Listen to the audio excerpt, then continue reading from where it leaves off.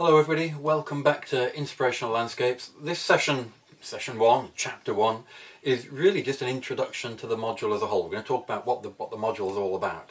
Going to explain what the module is, and we're also going to say a little bit about what landscape is. It's quite a big session, quite a big chapter, so we're going to break it into two parts, and this is the first part. Most of you who are coming into this video will have seen a previous video, which was our dark side of the moon exercise, where we talked about how you feel about the dark side of the moon, the fact you can't see the other side of the moon from Earth, and more significantly perhaps from the far side of the moon, you can't see Earth. What you see depends on where you stand, where you look from, and that's a fundamental starting point for this module. And for a lot of people, where they stand on an issue seems to depend on where they've come from, where they've been. For this module, I'm going to suggest that we try and take a different starting point. And instead of everything depending on where we've been before, let's say that your standpoint, your viewpoint should depend more on where it is that you want to go, where you're planning to be. It's up to you what you choose to notice. It's up to you what you're going to decide is important. And this module is all about how you choose to look at things, what you choose to notice, and therefore what you see in and of the world around you. That's what this module is really getting at. So first of all, just get the real basics out of the way. How does the module work? I've put this slide in here just to say, yeah, look at the handbook. You need to know the basic information about the assessments and so on. The way the module works this year is it's a stream of asynchronous online resources plus a series of fortnightly live meetings on Microsoft Teams. So you have both the resources that you've worked through in your own speed, at your own speed, like this video, and also live meetings where we'll get together and we'll talk about stuff. And obviously there's the follow-up reading, the discussions as much as you can between each other on the discussion board and so on, and just thinking time. And it's important to realise the different kinds of material that we'll be covering. There's a certain amount of core geography, geographical theory, geographical ideas, people, places, environments, all the hard material of geography is relevant to this module as much as to any module. That is part of what we're doing. In doing that and in exploring quite widely away from that core material, I really hope that you're going to encounter very quickly, maybe even in this video, people, things, ideas, even places that you weren't previously familiar with. It's really important that you follow up on those. When I mention some person that you've never heard of or an idea that you're not familiar with, go away and look it up, think about it, read about it, and add it into your stock of your own knowledge. Don't just look at it and think, oh, that's something he knows about and he's mentioned. Just check up on it and add it into your own stock of knowledge as well. And part of that is because the module is all about getting new perspectives, getting other people's points of view. So take on material ideas, viewpoints that you maybe hadn't previously considered. The fourth part of the material, if you like, for this module is going to be your own project material. You're all going to be doing different projects on hopefully all manner of different things, which are going to stretch way outside the core content of the teaching side of this module, and that will be where you're going to get an awful lot of new material as well into your personal store of appreciation of the world around you. And that's the biggest part of the assessment, is that project. So the assessment is based on your own project, which is going to be based on themes from the module, but you have a completely free rein to do your project on pretty much anything. I'll say more about the project later on, but basically your project is you doing geography to something that you're really interested in. And I challenge you to think of anything that you can't do geography to. It's the nature of geography that you can take any topic, any subject, any interest that you might have, and you can do geography to it. And that's what your project is all about. There's also an end of module, well, it says test there, but I like to think of it as a game, an end of module test or game, and that will be based on content from the sessions, from the resources. So the topics that we do talk about in class, those will be assessed directly through the end of module test. And if you're doing this module at the master's level, we have undergraduate students, we also have master's students doing this module. If you're doing it at the master's level, then there's an additional assessment item, which is a critical review of a piece or a body of research related to the themes from the module. All the information about that is in the handbook, so make sure you've checked that out and got the details of those. But what it boils down to is thinking interesting geographical things about stuff that you're interested in or stuff that you're passionate about. Have interesting ideas and follow them through. And that's what the module is all about. That really is the main idea of this module, and that's why we invented the project assessment. It's that this module works by you doing geography to something that you've always been interested in. In the sessions and in these online resources, I'll give you lots of examples of basically me doing that, of me picking up an idea, showing you how you can do geography to it, tying it back to a variety of interests that I hope you have. Certainly they're things that I know a little bit about. So I'll be giving you examples of how you can do this, and you can then run with that and apply it to your own interests. So the kinds of things that I'm doing in the sessions are kind of examples of the sorts of things that you can do with your project. You could even have a project which would be to invent an Inspirational Landscapes session. That's quite a good project, actually. And the point is, you can do geography to pretty much anything. So, as I said before, I challenge you to come up with a topic that you can't find any geography in, because you can see in that list there, these are just some things that previous students have done projects on, or ideas that you can just begin thinking about. And these are just a real beginning. You can run with more or less anything: music, hobbies, sports, ocean, fashion, pets, mountains, space. Pick anything, and I bet you can find some geography in it. So that's your mission for the rest of this module, is now to start playing with interesting geographical ideas that have to do with things that you're interested in, that you're passionate about. And that, for me, is the great thing about this module. It gives you an opportunity to do geography to something that you want to do geography to, not just have to choose from a list of topics that the staff members put up there, or modules that are available to you. I've got to do one of these three. You can do anything you like in here, and I bet you'll fit it. Whatever you're really interested in, I bet you'll fit it into this module. So, what is this module then? Where are we going? What are we doing? And this module, for those of you who are doing this module as a Kiel undergraduate, it is going to be different from the modules that you've done previously, and it does deserve just a little bit of, well, this explanation that I'm giving about it just now. And I call this module, the subtitle of this module, if you like, it's Inspirational Landscapes, but it's Extreme Geography, because that's what this module is all about. This is for most of you, this is your final semester. You're firing on all cylinders now. You've learned how to be a geography, you've learned how to study, you've got some geography under your belt, you've developed your own particular interests now. You know what you're enthusiastic about. And so this module is an opportunity for you to push your understanding and your appreciation of geography to its furthest extent. Push the envelope before you leave university, before you finish with undergraduate or master's level geography. So I've put there, what's the purpose of university? What's the purpose of doing geography? What's the purpose of this module? Maybe just, as always with these videos, pause the video when you need time to think for a moment, and now might be a good moment to do that. What do you think is the purpose of university? And while you're at it, what's the point of doing geography specifically at university? Feel free to pause the video and think about that for a second.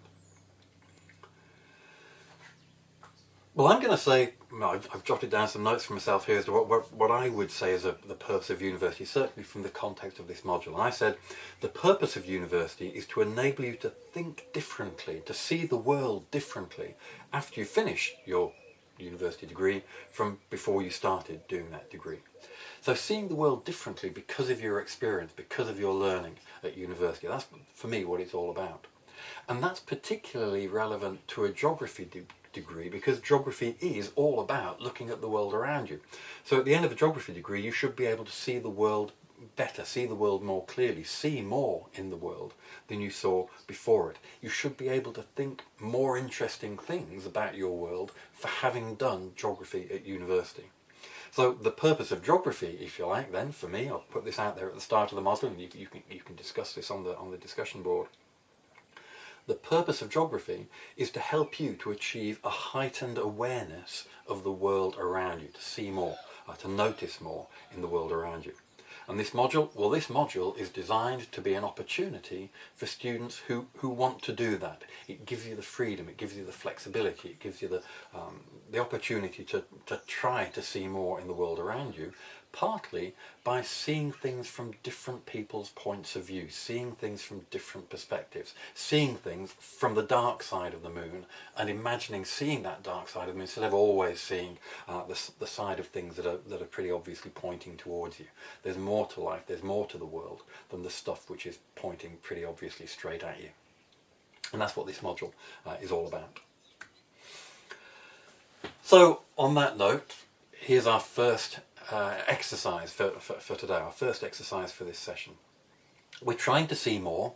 It's always important to know, well, where are you starting from? So my question at this point is, well, what can you see already? How do you currently look at the world around you? So exercise, let's call it exercise 1A, the first part of this first exercise. Wherever you are, I know you're watching this video from all sorts of different places, I guess. I'd just like you to look around you and just make a list. What's in your room right now? So I sometimes do this with students looking out the window, but I'm in a garage with no windows, I'm in my shed with no windows at the minute, so we're going to do an in-the-room version, because I guess some of you might be in that situation. So just make a list. Pause the video and make a list of what's in your room right now. Pause the video now. I'll restart me again in a few minutes. It needs to take you a minute or so, but just make a quick list of what's in your room right now. Pause the video.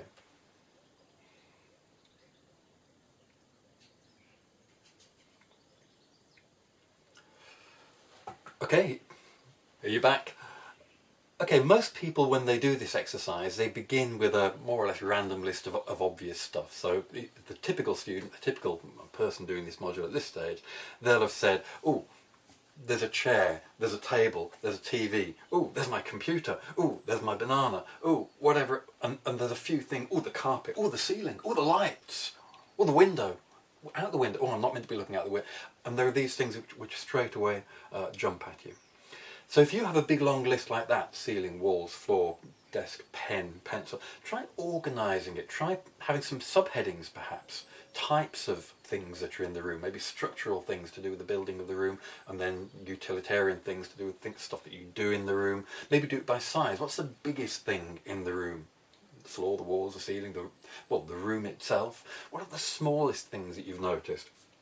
Is it your pencil, your dead fly off the surface of the dead? What smaller than that? Bits of the dead fly, bits of the texture of what are the smallest things that you can see? What about the big picture context? Did you include what room this is? Are you in your bedroom? Are you in your study? Are you in a library study room? Are you actually not in a room at all? You're out of doors, in which case I've thrown you a little bit with this exercise. But what about that big picture context? Keep adding now to your list as we go. And what about, I didn't say what can you see in your room, I said what's in your room. So what about things you can't see? What about, is there an annoying sound in the room, apart from me talking at you right now? What can you hear? What can you smell? Is there any particular tactile sensation? What does your desktop feel like? What's the texture of your carpet? So try to think of as many different things. So you've got your initial obvious list, that was great, well done, good list.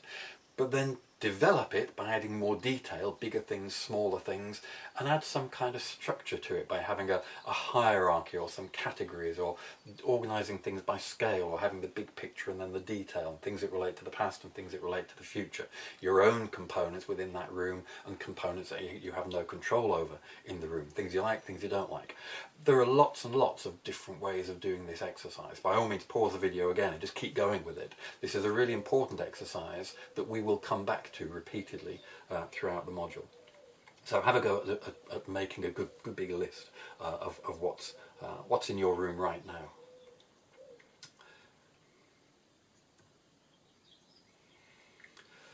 Okay, so you've made your very personal list there of things that are in your room. So that's your viewpoint, your perspective. You chose what to notice, and you chose a bunch of things that you weren't going to notice. You weren't going to include them in your list.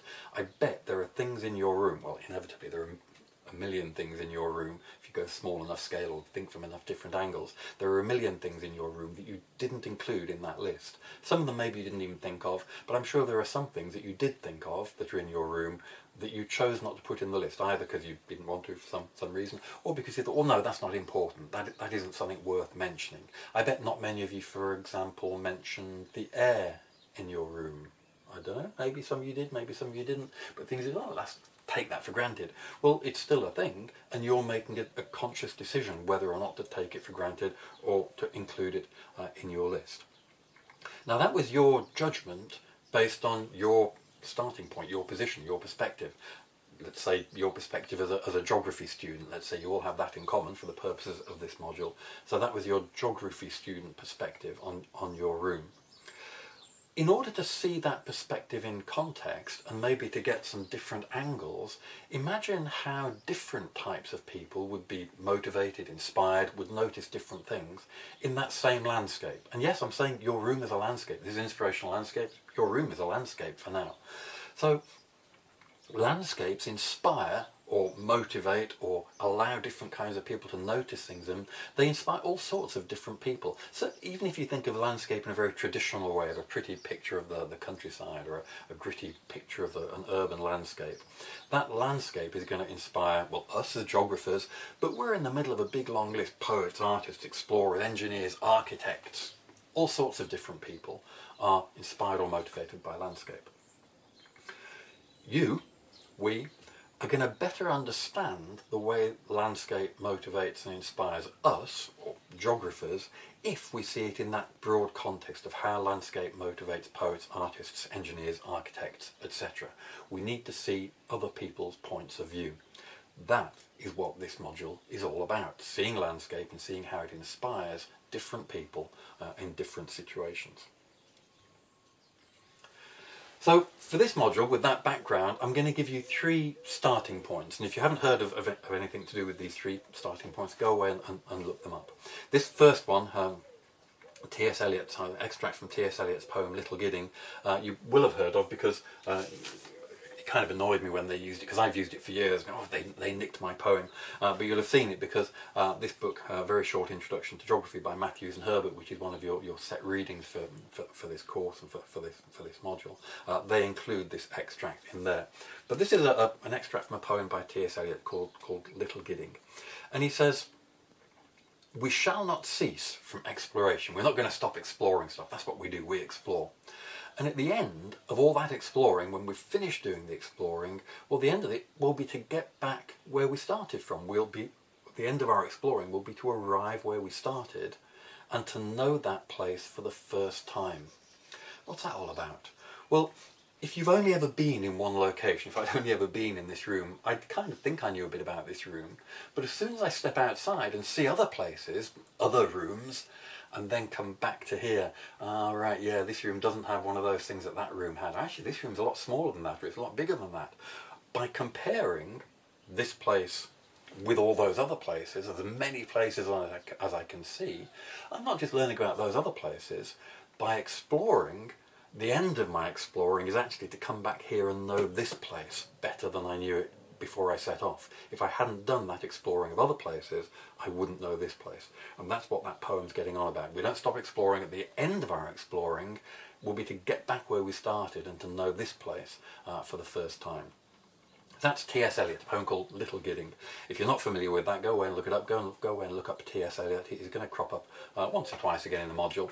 But he's a character, a figure from literary history, 20th century poet that it's worth you knowing about. So geography is all about studying other places, partly so as to better understand our own place. Let's expand that. He wasn't really talking about geography, I guess. We could say that about ourselves. If I want to know myself better, well, I could spend my life introspective, just worrying about myself and thinking about myself and being self-absorbed.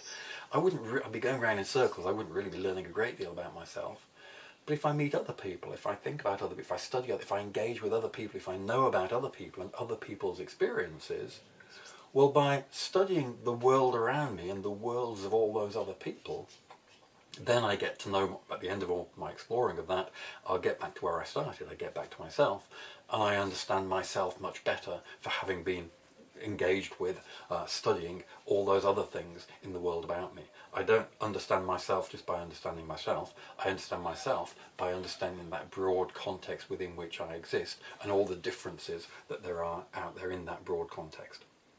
So knowing this place for the first time, that's our first starting point and theme for this module. And if you get, as I hope you do, because it's kind of the point of the module is that you get lost fairly soon, you'll notice that the second chapter of this is all about the importance of being lost. When you get lost, well, this is one of the breadcrumbs that you can come back to try to understand what on earth it is that we're doing later on in the module. So that's our first starting point. Here's our second starting point, and this is an extract from a poem by Rudyard Kipling, and he says, "What should they know of England who only England know?" Now, this quote means a lot to me, because I remember in some mock Oxford entrance exam or something years ago, the question was simply that quotation: what should they know of England who only England know? And at the time I looked at it and it just meant nothing to me. I didn't have a clue, even the syntax, the grammar, just nothing made sense to me, so I moved on and did something different. But subsequently it now makes sense to me. What should they know of England who only England know? He's asking, because he's writing a kind of poem about England. But it doesn't have to be about England, it can be about anything. Here's a paintbrush. Let me ask you, is this a big paintbrush or is this a little paintbrush? You can't say unless you have other paintbrushes to compare it with. I'm looking around my shed desperately for another paintbrush and there isn't one in sight, but you could imagine if I get a much bigger paintbrush, suddenly this is a small paintbrush. If I get the tiny paintbrush, suddenly this is a big paintbrush. I don't know anything about that paintbrush if that paintbrush is the only thing I know. I can only know things about things in the context of other things. So it's a similar point to what we were saying with Eliot. You go and explore other things and that's how you get to know your starting point better. If I only know this paintbrush, if I only know England, if I only know this shed, well then I'm not really going to know the shed very well. What can you know of England? What can you know of that paintbrush? If that paintbrush, if England is the only thing you know. If you haven't been to France, if you haven't been to South America, if you haven't been to Russia, if you haven't done this, if you haven't done that, you're not really, if you've never been outside of your local area, had any thoughts of people from elsewhere, then you don't have a very good picture of your own situation. So that's the second reference point, if you like, that I want you to be able to come back to. So it's very similar to the first one, but it's a second reference point that you can come back to. Oh, I should have shown. I brought all these books with me to show you today. In case you're not familiar with Eliot, T.S. Eliot collected poems, easy to find, any library, easy to find online. So if you want to have a look at Little Gidding, just chase up T.S. Eliot and you can find out all about him. Now, the next starting point, the third starting point, if you like, that I want to give you of these three starting points in the module, is Marcel Proust, and a book called In Search of Lost Time, or in the original French, à la recherche du temps perdu, In Search of Lost Time. Now this, that is In Search of Lost Time. It is possibly the biggest, I think it actually is in the Guinness Book of Records, the longest book ever written. It's thousands and thousands of pages and well over 1 million words. It's massive. It takes obviously a long time to read. It's a big book. But it's a really important and famous book, and it's a really useful book for us in this module because of some of the themes that it explores. But I just want to give you a quotation, conveniently, if you don't want to read the whole book or the whole set of volumes that make up this book, In Search of Lost Time by Marcel Proust. If you don't want to read the whole lot, you're lucky, because this quotation comes from very early on in the book. So if you just want to get a context for this quotation, just start reading. And it's only a few hundred pages in before you get to this. But Proust says, the only real voyage of discovery, so that's us, this is geography, it's right up our, right in our wheelhouse here. The only real voyage of discovery consists not in seeking new landscapes, but in having new eyes. So discovery isn't about just going to new places, it's about seeing things differently. Well, that's what this module is all about, isn't it? So we're now kind of adding a little bit to the Eliot and the Kipling ideas, that they were kind of travelling around seeing different places, but this is very much about seeing things in different ways. The only real voyage of discovery consists not in seeking new landscapes, but in having new eyes, in seeing the universe through the eyes of another, of 100 others, in seeing the 100 universes that each of them sees. So there are all these different possible ways of looking at the world. If you can get some experience of those different perspectives, well, that's going to inform your own perspective on the world around you. And again, I keep saying that, but at this stage I'm giving you lots of examples of exactly what this module is about. And that is exactly what this module is about. And Proust certainly is a case study, is an example that we will come back to repeatedly throughout the module. So this is certainly a figure, and this is certainly a book that I strongly recommend you familiarise yourself with. I'm not saying you have to read the whole of Proust. It's not everybody's cup of tea either. We'll say more about Proust and tea later on as well. But if you just look him up and find out a little bit about him, that will be a good idea at this stage in the module. So those were my 3 starting points. The whole idea of exploring, going out, coming back, knowing this place for the first time. What can you know of England? Just knowing one thing doesn't tell you much. You've got to know other stuff. And Proust there, seeing things from different points of view. But I just want to drag it back to the geography. And this is another quote from the Matthews and Herbert very short introduction to geography book. Because one of the difficult things about this module for a lot of students is that within the sessions, you'll discover later on, that we do very quickly spiral away from what you might think of as being traditional geography. We're going to talk about topics that you won't have done geography to before. That's the point of the module. We're going to cover all sorts of stuff. But it's really important that you keep that trail of breadcrumbs or that piece of string that connects whatever we're doing back to the geography. We aren't just doing random stuff. We're doing geography to interesting things. And you need to remember that geography. And what can go wrong in this module, in your projects or in the test game that comes at the end of the module, what can go wrong is that you forget the geography or you leave the geography behind and you suddenly go off and you do a project about mountain biking, but you don't tie it back to the geography. You don't think, well, it's mountain biking and it's geography, and look, you just say, it's mountain biking, oh, I love mountain biking, and off you go doing your mountain biking, and you forget to stay tied to the geographical theory. So this is just a reminder to stay tied to that geographical theory. And the extract from Matthews and Herbert there, you don't need me to quickly read through the key points of that, but Matthews and Herbert say, well, landscape, a part of the Earth's surface viewed as a whole. So it's not just one thing, it's stuff brought together into a landscape. A set of phenomena, their characteristics, biophysical and human environment, all tied. Humboldt says it's a total character of an Earth region. So landscape is a particular term that means something. And Matthews and Herbert, they're the key point for right now. The idea of landscape, at the bottom there they say, it subsumes the 3 core concepts of geography: space, place and environment, and landscape can lay claim to providing geographers with their elusive, who knows what geography is, well, maybe it's this, maybe the object of study of geography is landscape. Landscape, I put to you, for you to pull me apart on the discussion board, I'm going to say landscape is the heart of geography. Landscape is the heart of geography. Discuss. So this is our starting point, this is our root, this is our bedrock. We need to keep coming back to this. So when we're spiralling off and talking about the fashion industry or whatever it might be, remember the geography and remember to do your geography reading. Find the theory, find the geographical literature about the different topics that you're studying.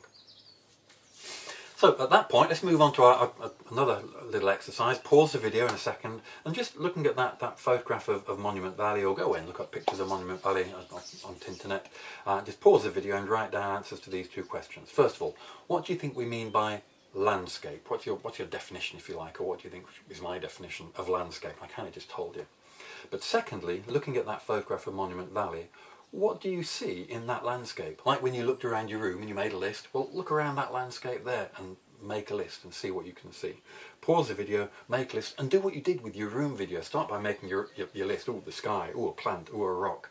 But then maybe organise that list and try and think of big things. Try and think of the context, the framework, the scales, the smallest things, how they connect together. But just try and pause the video now and just write down a list of what you can see there. Okay, so have you made your Monument Valley list, or rather have you all made your separate Monument Valley lists? Because that's the point I want to come on to now, is to focus on the fact that of course all your lists are going to be different because they are your individual lists. Now I'm going to come back to Monument Valley in a little while, but before that let me just show you this extract from a really important paper. This is another article that you do need to know about, and a geographer that you do need to be aware of. This is D.W. Meinig writing in 1979 a paper called The Beholding Eye, 10 versions of the same scene. And Meinig makes the point that if you take a bunch of people to look over a landscape and ask them what they see, they're all going to notice and choose to talk about different things. This is the problem, he says. A simple exercise will quickly reveal the problem of talking about landscape. Take a small but varied company to a convenient viewing place. So show them the view. And down at the bottom he says, it will soon be apparent that even though we gather together and look in the same direction at the same time, we will not see the same landscape. We're all going to be noticing different things because of where we've come from, where we're going, our point of view, our perspective, our interests, our expertise.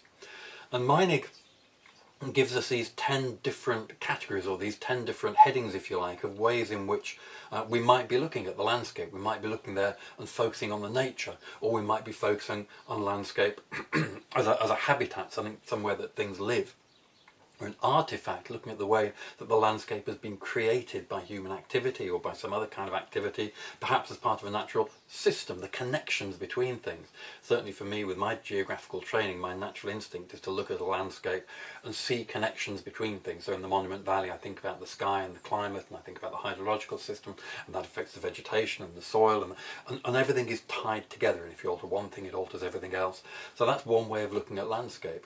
Another way is to think about the economics of that landscape, or the social history of that landscape, or landscape as aesthetics. Some of you might have excuse me, some of you might have been focusing on the wonderful colours, the blue of the sky, the orange of the sandstone, and you might, well, that goes under that heading of aesthetics of landscape. There are lots of different ways of looking at landscape, and that's Meinig's point, and that's why all your lists of your Monument Valley or of your room, even if you were looking at the same room, your lists would all be different. So look again at this Monument Valley landscape, thinking about Meinig's categories. What else can you see in there? Add something now. Go have your list in front of you and add something to your list. If you didn't include nature or artifact or system or history or place or problem, try now thinking about something in that context for the Monument Valley landscape. Also think, well, what does that landscape inspire in you, and what might it inspire in somebody else who's looking at it from a different point of view? What problems might somebody be seeing in that landscape? What history might they be seeing in that landscape? Do you know anything about that area? Maybe go away and have a quick look up of what Monument Valley is all about. And remember specifically here what Proust said. Go back, or we'll keep going back to those 3 starting points. Remember, Proust said you have to see through the eyes of other people. So here, for example, maybe put yourself in the position of being an artist. You want to paint it, or an engineer. You want to build a road through it, or a member of the Navajo Nation, to whom this is their ancestral, this is their home. What does home look like? Well, it depends on who you are and where home is and your approach to home. But does that look like home to you? Probably to most of you not, but to other people that's exactly what home looks like. Now I've put a link at the bottom of the page there, and I'll put a link on the KLE for students who are doing this at Kiel with me, to a kind of blog entry that I wrote where I kind of ran with this exercise. Every year I try to do a project or two which is like the kind of project that a student might do. And I did a little Monument Valley project where I ran with this idea of seeing different things in the landscape. And I know this is going to be too small for you to probably read, but it just gives you an indication that the whole web page is just a stream of lots of different ways of looking at that particular landscape and things that you might then choose to focus on if you looked in that particular way. So it's a nice illustration of the kinds of things that you might be doing in this module, taking a landscape, taking a view, and recognising that there are different ways of looking at it. So let's finish off these exercises that we've just done. We're talking about what is landscape. You've looked at your room, you've looked at Monument Valley. I've said, yeah, but what about Proust? Yeah, but what about D.W. Meinig? So I'm saying now, let's go back to those 2 exercises. Let's begin by going back and finishing off exercise 1A. That's the exercise where you listed what you noticed in your room. So pause the video and just add in some more stuff to your view of your room, your list, the things you've chosen to notice about your room. What about the history? What about the ideology? What about the wealth? What about the room as habitat, either for yourself or for the bugs that are living in that mouldy coffee cup in the corner, whatever it might be. But just try to add mining's categories into there. And you know, like I said earlier, did you include the air in your room? Think of things that you might not have included. And here's another one. I'd be interested in, I'll ask you this when we have our live session, so remember your answer to this. In your first listing of what's in your room, did you include yourself, for example? So think again and try and add more detail. So that's finishing off exercise 1A. Go away and do that, pause the video, and then come back and we'll carry on with a new exercise in just a second. So go away and finish that exercise 1A first by adding in the mining stuff and so on to your room. So do the room list first. Okay, you done? Finished? Done that? Paused? Come back? Okay, so you've now got hopefully a much more complete listing of things in your room, including the smells and including mining's viewpoints and including the artist's viewpoint and including yourself and the air and all sorts of different things, as well as the lights, the ceiling, the floor, and having organised that into some kind of set of categories with a hierarchy. This can be quite a big job, but it's an important thing to try to do. Recognise how you are seeing in your room and recognise what you are now noticing in your room. Now I want to develop that. You remember Proust said that we have to see through other people's eyes. And so what you've just done with your room was exercise 1A. In the good old days we would have had a handout, but you're making your own handouts this year. I now want to move on to exercise 1B. Now exercise 1B is just like exercise 1A, where you look around your room and you write what's in there, but you're not doing this from your own point of view. You're going to do it from my point of view. So you have to imagine, if I was looking at your room, me running this module and talking about all these things that we're talking about, what would I choose to notice? What would I decide was important and worth putting on the list? What would my list like if, heaven forbid, worst nightmare, I turned up and said, right, I've come to do a list, an audit of your room. What do you think I would put in there? So your exercise 1B is to make a new list, fresh piece of paper, starting from scratch, what Peter would choose to notice, what Peter would think was important, what Peter's perspective on this room would be. So finish off those two exercises, and at this point we'll take a break in the video. This is the end of part 1, if you like, of this particular extended session. So do that, finish that off, and then in the next video, which is going to be part 2 of this same session in a sense, we'll begin from that position of you having done those two exercises. Okay?